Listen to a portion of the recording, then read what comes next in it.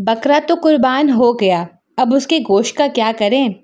Simple बनाते हैं, ऐसे शामी कबाब के रिश्तेदार भी पूछेंगे ये रेसिपी किसने दी है। ईद है भाई, गोश्त भी है और मूड भी, तो चलिए बनाते हैं ऐसी रेसिपी जो सिर्फ प्लेट ही नहीं दिल भी जीत ले। अस्सलाम वालेकुम, मोहम्मद दी किचन में आप सबका वेलकम है।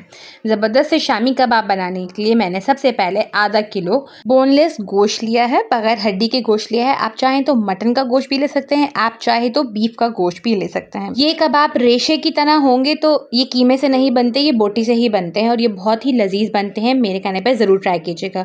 अगर आप मेरे चैनल पर न्यू है तो मेरी आपसे रिक्वेस्ट है कि प्लीज़ मेरे चैनल को सब्सक्राइब कीजिए, मेरी वीडियोस को लाइक कीजिए, मेरी वीडियोस अपने फ्रेंड्स एंड फैमिली के साथ ज़रूर शेयर कीजिएगा। अब मैं इसमें 1 कप भीगी हुई चने की दाल डाल रही हूँ। ये बहुत आसान तरीका है शामी कबाब बनाने का। साथ ही मैंने इसमें 1 चम्मच पिसा हुआ अदरक लहसुन का पेस्ट डाला है। साथ ही मैं इसमें साबुत लाल मिर्च डालूंगी 12 से 13 और साथ ही मैं इसमें नमक डाल रही हूँ 1 चम्मच नमक। आप अपने टेस्ट के अकॉर्डिंग कम या ज़्यादा कर सकते हैं। साथ ही मैं इसमें 1 चम्मच पिसा हुआ गरम मसाला डाल रही हूँ। साथ ही इसमें तकरीबन 1 लीटर के करीब मैं पानी डाल रही हूँ ताकि गोश्त अच्छे से गल जाए, इसकी बोटियाँ अच्छे से नरम हो जाएं।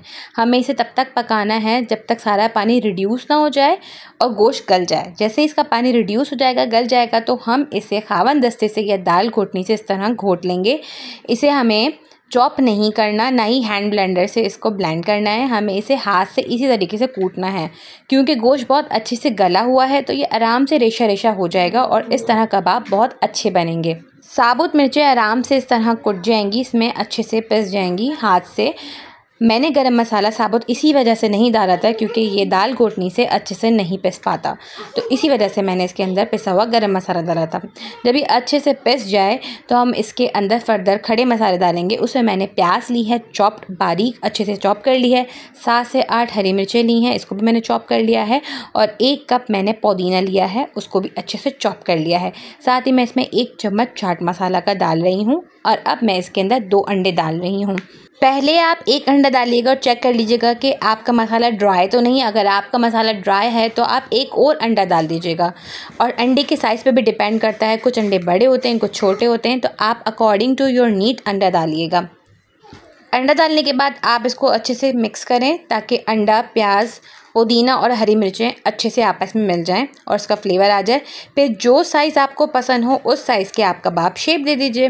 देखिए कितने आसान तरीके से मैंने आपको कबाब बनाने सिखाए हैं। ये बहुत इजी हैं, इसमें कोई खड़े गरम मसाले नहीं डले, बहुत आसानी से ये बन गए हैं। और ना ब्लेंडर की चिक चिक, ना चॉपर की खटपट और ना सिलबट्टी की टिक टिक।